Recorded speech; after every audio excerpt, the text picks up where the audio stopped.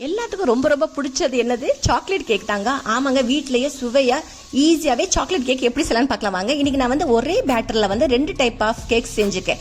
இந்த மாதிரி வந்து ஒரு மோல்ட்லையும் ஊற்றி வச்சிருக்கிறேன், அதே மாதிரி இன்னொரு இதுவும் ஊற்றி வச்சிருக்கேன். எப்படி செய்யலாம்னு பார்க்கலாம் வாங்க. இன்னைக்கு வந்து ஒரு பவுல்ல வந்து ஒரு 1/4 கப்பு தயிர், 1/2 கப்பு எண்ணெய், 3/4 கப்பு பால், 1 கப்பு சுகர்.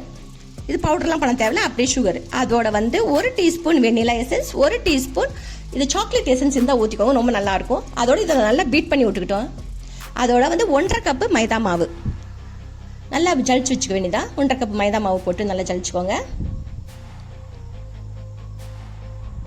இது ஜலிச்சாதான் நல்லா கேக் வந்து நல்லா ப்ளஃபியாக நல்லா வரும்.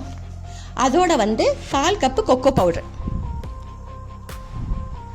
இது சுகர் இல்லாத cocoa powder, unsweetened cocoa powder. இது வந்து கடையில் இப்போ எல்லா கடையிலுமே கிடைக்குது. பெரிய பெரிய சூப்பர் மார்க்கெட் மட்டும் இல்லை, சின்ன வந்து கடையிலலாம் கூட கிடைக்குது.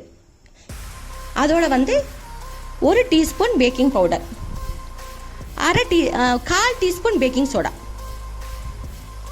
இதையும் போட்டுட்டு நல்லா ஜலிச்சு விட்டுட்டு நல்லா மிக்ஸ் பண்ணி விட்டுக்க வேண்டியதாங்க.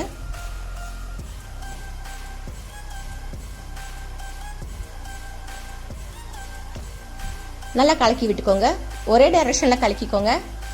அப்படி விஸ்கி இல்லாட்டிக்கு நம்ம வீட்டில் வந்து விஸ்கி இல்லாட்டிக்கு இந்த உடன் ஸ்பேச்சுலா, உடன் ஸ்பூன் இருக்கும் இல்லையா, அதை வச்சு கூட கலக்கிக்கலாம்.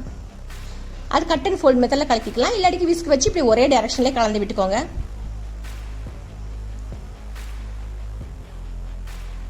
இப்போ வந்து குக்கரை வந்து ப்ரீ ஹீட் பண்ணிடலாம் ஒரு 10 நிமிஷத்துக்கு. இதை நல்லா கலந்து விட்டுட்ட பின்னாடி ஒரே ஒரு சின்ன மூடி அளவுக்கு வந்து இந்த வினிகர் இருக்கும் இல்லையா, நம்ம சைனீஸ் ஃபுட்லாம் செய்வோம்ல, அந்த வினிகரை வந்து 1 கப்பு அந்த கேப் வந்து ஊற்றிக்கோங்க. இப்போ நான் 2 வெரைட்டி செய்கிறேன்னு சொன்னேன்ல, இந்த வெரைட்டி ஒன்று, கப் கேக் வெரைட்டி ஒன்று செஞ்சுக்கலாம். அந்த மாவுலேயே தான், அந்த பேலன்ஸ் மாவுலேயே தான். இது வந்து நம்ம டிஃபன் பாக்ஸ் இருக்கும் இல்லையா, silver tiffin box, stainless steel, அதில் ஊற்றிக்கலாம். மிச்ச மாவை இதில் ஊற்றிக்கலாம். ரெண்டுமே கரெக்டாக வந்துச்சு எனக்கு.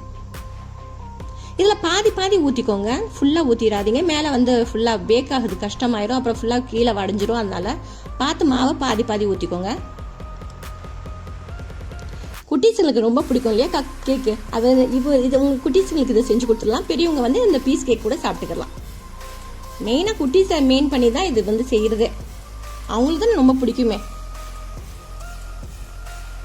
அதுவும் சாக்லேட் கேக்குனா யாருக்கு தான் பிடிக்காது. இது வந்து நம்ம வீட்டில் இருக்கும் இல்லையா டிஃபன் பாக்ஸ், அதில் வந்து கொஞ்சோண்டு எண்ணெய் தடவிட்டு அதோட மைதா மாவையும் டெஸ்ட் பண்ணி விட்டுட்டு இதில் ஊற்றிக்கிட்டேன். அதான் சொன்னேன்ல, ஒரே பேட்டரில் 2 வெரைட்டிஸு. இப்போ நான் இதை வந்து குக்கர்லேயும் அதை வந்து ஒரு பெரிய கடாயிலையும் வச்சுட்டேங்க. குக்கரில் வந்து கொஞ்சம் உப்பு போட்டு வச்சேன், கடாயில் உப்பே சேர்க்காம வெறும்னே இது கிண்ணம் வச்சுட்டேன். ரெண்டுமே கரெக்டாக 45 நிமிஷம் ஆச்சுங்க. 45 நிமிஷத்தில் ரெண்டுமே அட் அ டைம்லேயே குக் ஆயிடுச்சு. அதோட நம்மளுக்கு ரெண்டுமே அட் அ டைமில் குக் ஆகிறதுனால ஈஸியாகிடுச்சு. ரெண்டையும் எடுத்து நல்லா கொஞ்சம் ஆற விட்டுட்டு எடுத்துட்டோம்னா கரெக்டாக வந்துடுங்க. பார்த்தீங்களா, அழகாக வந்துடும். இப்போ நம்ம லைனர் இல்லைன்னா, லைனர் போடலன்னா கூட வந்து கொஞ்சம் எண்ணெய் தடவி விட்டுட்டா கூட அது வந்துடும். நம்மள்ட்ட வந்து இப்படி கப் கேக் மோல்டு இல்லைன்னா ஒரு குட்டி குட்டி கிண்ணங்க இருக்கும் இல்லையா நம்ம வீட்டில், அதில் கூட ஊற்றி வச்சுக்கலாம்.